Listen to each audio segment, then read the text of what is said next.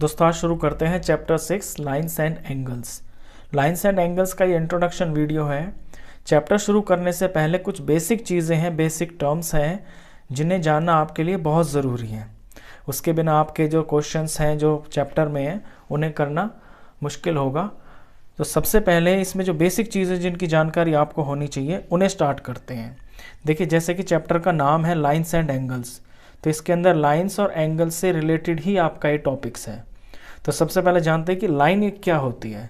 Line आप जानते हैं, छोटी क्लासेस में ही बता दिया जाता है कि लाइन एक स्ट्रेट लाइन इस तरह से होती है और इसके दोनों तरफ आपका ये पॉइंट लगता है एरो।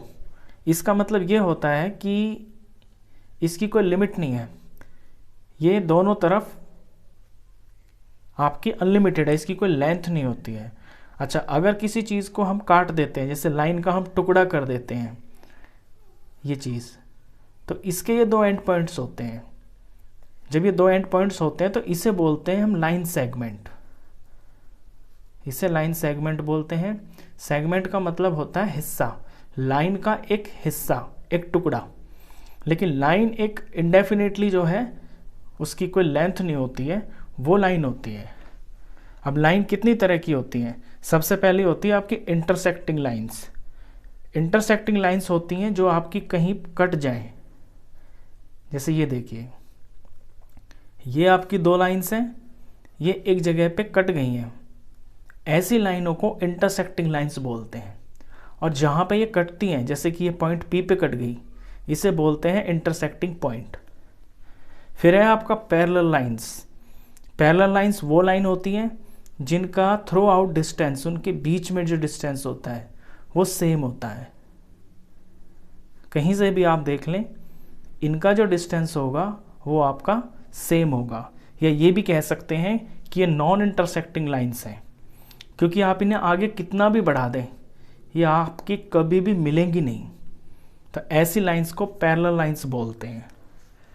परपेंडिकुलर लाइंस अगला है। परपेंडिकुलर लाइंस, जैसे नाम से ही पता चल रहा है, परपेंडिकुलर होता है आपका 90 डिग्री। जैसे ये एक लाइन है, अगर इसके ऊपर एक लाइन ऐसे पड़ती है और यहाँ पे 90 डिग्री का एंगल बन जाए तो ये लाइंस आपकी परपेंडिकुलर लाइंस बोली जाती हैं। तो ये तो थी लाइंस। अब आते हैं एंगल्स के ऊपर। देखिए एंगल क्या होता है, सबसे पहले ये देखें, ये आपका एक पॉइंट है, यहाँ से एक रे गई, ये रे होती है, और इसी पॉइंट से एक रे और जाती है। तो इसके बीच का जो ये पार्ट हो जाता है ये एंगल बन जाता है। तो दो रे से मिलने वाला ये जो फिगर बनती है ये एंगल होता है। अब एंगलों के टाइप क्या होते हैं? सबसे पहले जैसे कि ज़ीरो एंगल। देखिए एंगल कब बनता है, जैसे यहाँ पे आपकी एक रे पड़ी हुई है और इसी के ऊपर एक और रे है, तो ये मूव तो हो नहीं रही है, तो इस केस में एंगल तो बन ही नहीं रहा। तो ऐसा एंगल जो होता है वो ज़ीरो होता है, क्योंकि एक रे है और दूसरी रे मूव नहीं हो रही है, तो एंगल कहाँ बनेगा? एंगल बनेगा ही नहीं। तो ये ज़ीरो एंगल होता है और इसकी वैल्यू होती है 0। फिर है आपका एक्यूट एंगल। जैसे कि ये आपकी रे है और इसके ऊपर एक रे और है, उसे हिला के मूव करके इस तरह आगे बढ़ा दिया, तो इसके बीच में एंगल बन गया। तो एक्यूट एंगल वो होता है जो आपका 90 से कम होता है। 90 डिग्री से ये कम होता है और 0 से ज़्यादा होता है, क्योंकि 0 तो यहाँ पे होगा और 90 होगा आपका जब बिल्कुल परपेंडिकुलर बनता है। तो 90 से इधर इधर का जितना भी एंगल होगा वो आपका एक्यूट एंगल बोला जाता है। एक्यूट से बड़ा बनता है फिर आपका राइट एंगल। जब इसी लाइन को, इस रे को आप मूव करके बिल्कुल सीधा कर देंगे इस तरह से, तो एल की शेप का बन जाएगा इस तरह से। और जब आपका ये एल बन जाता है तो यहाँ पे 90 डिग्री का एंगल बन जाता है और राइट एंगल बोलते हैं उसको। तो राइट एंगल की जो वैल्यू होती है वो 90 डिग्री होती है एग्जैक्टली। अब इस रे को और आगे मूव कर दें तो फिर 90 से बड़ा एंगल बन जाएगा। ये होता है आपका ऑब्ट्यूस एंगल। जैसे ये रे है, दूसरी वाली रे को यहाँ से मूव करते करते करते यहाँ पे अगर पहुँच गए तो ये तो बना 90 डिग्री, लेकिन अगर इसको और आगे मूव कर दिया 90 से ज़्यादा, तो फिर जो एंगल बनेगा वो आपका ऑब्ट्यूस एंगल कहलाता है। तो ऑब्ट्यूस एंगल की जो वैल्यू होती है ये आपका 90 डिग्री से ज़्यादा होता है और 180 से कम होता है। 180 से कम भी होना चाहिए। 90 डिग्री से ज़्यादा इसका मतलब ये नहीं कि 200 का हो तो वो ऑब्ट्यूस होगा, नहीं, 90 और 180 के बीच में होना चाहिए, 90 से ज़्यादा और 180 से कम। फिर है आपका स्ट्रेट एंगल।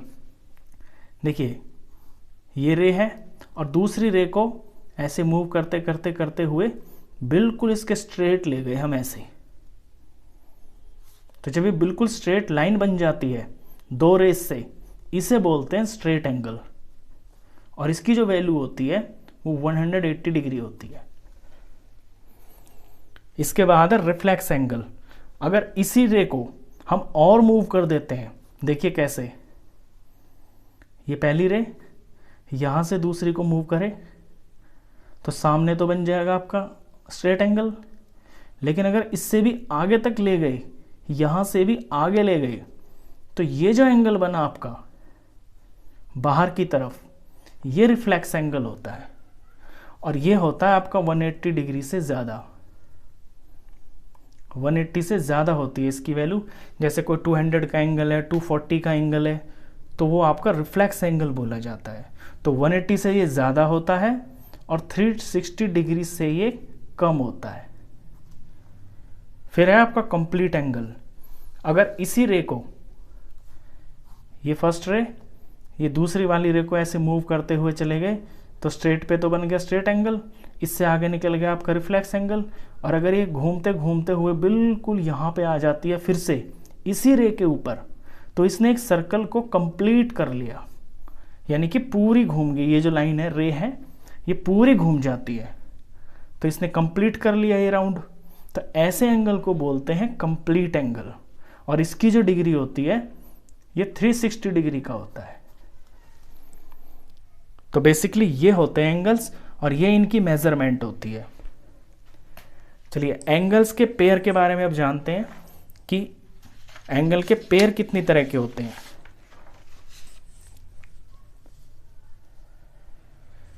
देखिए सबसे पहले है आपका कॉम्प्लीमेंट्री एंगल्स। कॉम्प्लीमेंट्री एंगल्स वो एंगल्स होते हैं जो दो मिलके 90 डिग्री हो जाए। जैसे कि ये मैंने 90 डिग्री का एंगल बना दिया और ये मैंने इसको पार्ट कर दिया, तो यहाँ तक का एंगल ए है और यहाँ तक का एंगल बी है। तो अगर ए और बी दोनों मिलके 90 डिग्री हो जाते हैं तो ये बोले जाएंगे कॉम्प्लीमेंट्री एंगल्स। अब इसमें अगर आपको एक की वैल्यू नहीं है पता तो दूसरे की निकालना बिल्कुल आसान है।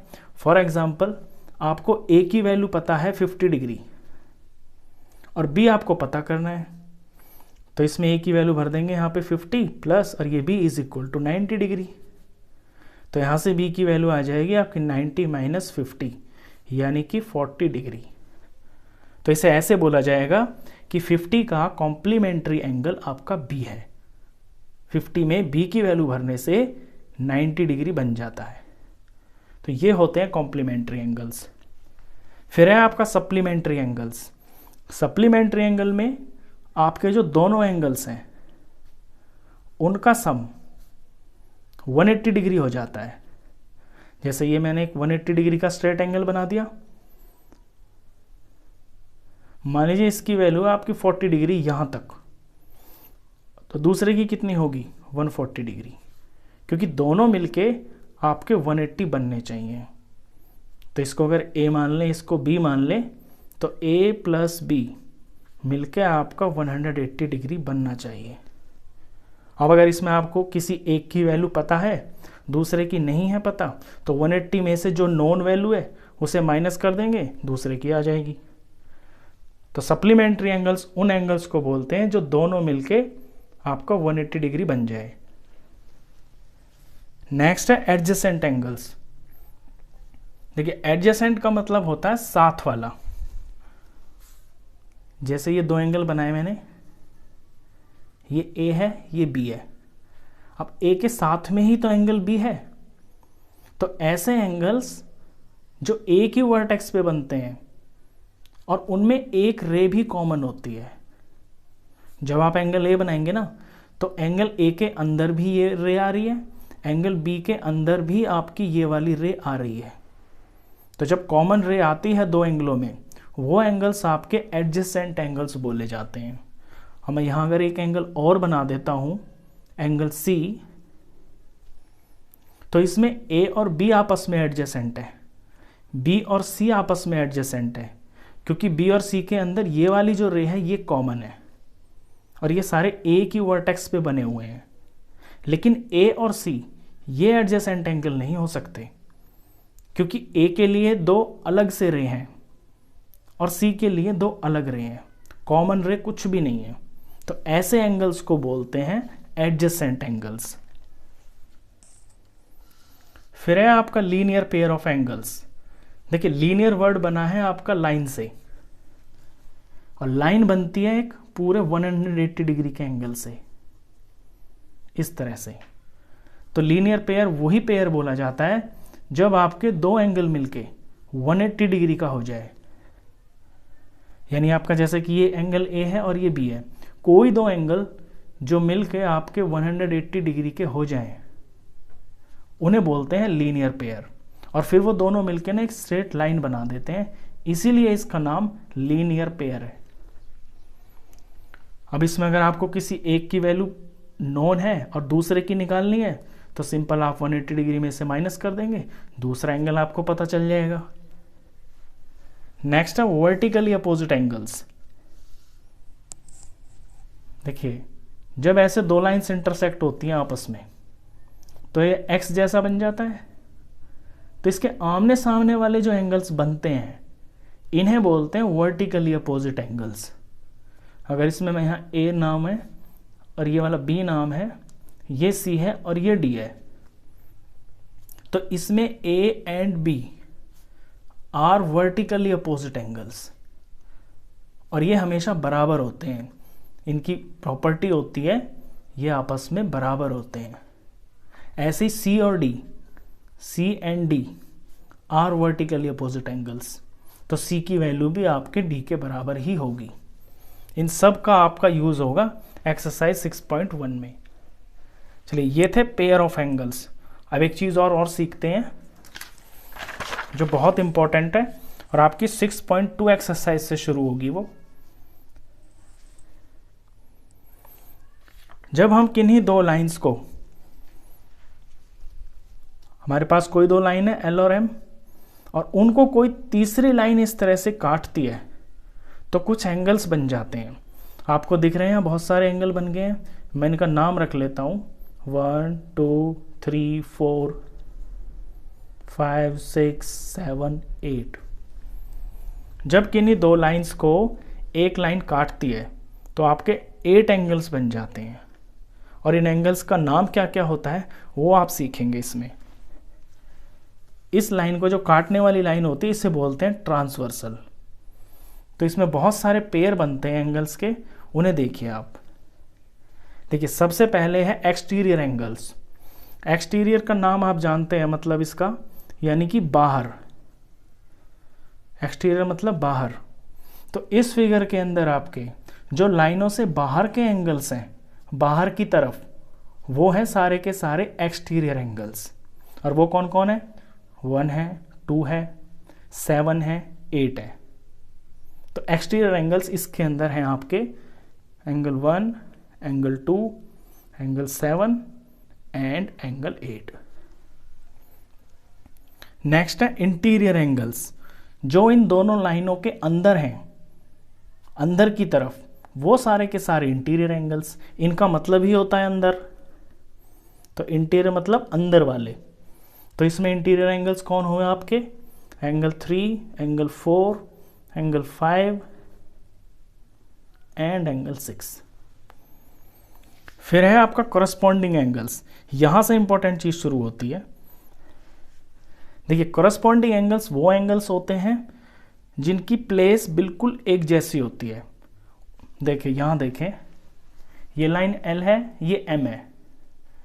ये जो साइड है ये राइट साइड है, ये लेफ्ट साइड है। अब राइट साइड में दोनों लाइनों के ऊपर के एंगल इस तरह से, यानी साइड भी मेरी सेम है और लाइनों के ऊपर यानी प्लेस भी सेम है। तो इस तरह के जो एंगल्स होते हैं ना, इन्हें बोलते हैं हम कॉरस्पॉन्डिंग एंगल्स। और जब आपकी लाइंस पैरेलल होती हैं, अगर एल और एम पैरेलल हैं, मान लिया मैंने कि ये दोनों पैरेलल हैं, तो आपका एंगल 1 एंगल 5 के बराबर होगा। यानी कॉरस्पॉन्डिंग एंगल्स जो होते हैं वो बराबर होते हैं। तो कॉरस्पॉन्डिंग एंगल का पेयर है इसमें एंगल 1 एंड एंगल 5। इसी तरह से राइट साइड में ही इस लाइन के नीचे का एंगल और दूसरी वाली लाइन के नीचे का एंगल यानी 4 और 8, तो ये आपस में कॉरस्पॉन्डिंग है। अब लेफ्ट पे आ जाते हैं। लेफ्ट में ऊपर वाला और इस लाइन के ऊपर वाला यानी 2 और 6, ये आपस में कॉरस्पॉन्डिंग एंगल्स हैं। फिर नीचे वाले 3 और 7, ये आपस में कॉरस्पॉन्डिंग है। अगर ये लाइंस पैरेलल ना भी हो ना, तो एंगल्स के नाम तो कॉरस्पॉन्डिंग ही बोले जाएंगे, लेकिन फिर इनकी वैल्यू आपकी बराबर नहीं होगी। ये पैरेलल लाइन की प्रॉपर्टी है। तो ये आप इसमें यहीं पे जान लें कि जब आपकी लाइंस पैरेलल होती हैं तो इनकी वैल्यू बराबर होती है। मैं लिख दूं when L parallel to M, then angle 1 is equal to angle 5, angle 4 is equal to angle 8, angle 2 is equal to angle 6 and angle 3 is equal to angle 7 होंगे। चलिए फिर आता है ऑल्टरनेट इंटीरियर एंगल्स। देखिए ऑल्टरनेट के बाद लिखा हुआ है इंटीरियर, तो यहां से साफ हो जाता है कि अंदर वाले एंगल्स की बात चल रही है। अब अंदर देखें आप कौन कौन है, 3, 4, 5 और 6। और ऑल्टरनेट का मतलब इसमें यह होता है कि लाइन के एक दूसरी प्लेस वाला दूसरी तरफ और दूसरा एंगल दूसरी प्लेस के दूसरी तरफ वाला। जैसे कि यहां 3 और यहां पे 5, तो इंटीरियर तो ये है और ऑल्टरनेट भी है, यानी एक इस तरफ और एक इस तरफ, और इनकी प्लेस भी अलग है, एक ऊपर है और एक नीचे है। तो ये जो पेयर बनता है इसे बोलते हैं ऑल्टरनेट इंटीरियर एंगल्स। तो इसमें 2 पेयर बनते हैं, एक बनेगा आपका एंगल 3 एंड एंगल 5, दूसरा पेयर इस तरफ एंगल 4, इस तरफ एंगल 6। और जब आपकी लाइंस पैरेलल होती हैं तो ऑल्टरनेट इंटीरियर एंगल्स आपके बराबर होते हैं। ये भी याद रखना आप, when L parallel to M, then angle 3 होगा एंगल 5 के बराबर, एंगल 4 होगा आपका एंगल 6 के बराबर। इन प्रॉपर्टीज का आपका यूज है इस चैप्टर के अंदर। नेक्स्ट आता है आपका ऑल्टरनेट एक्सटीरियर एंगल्स।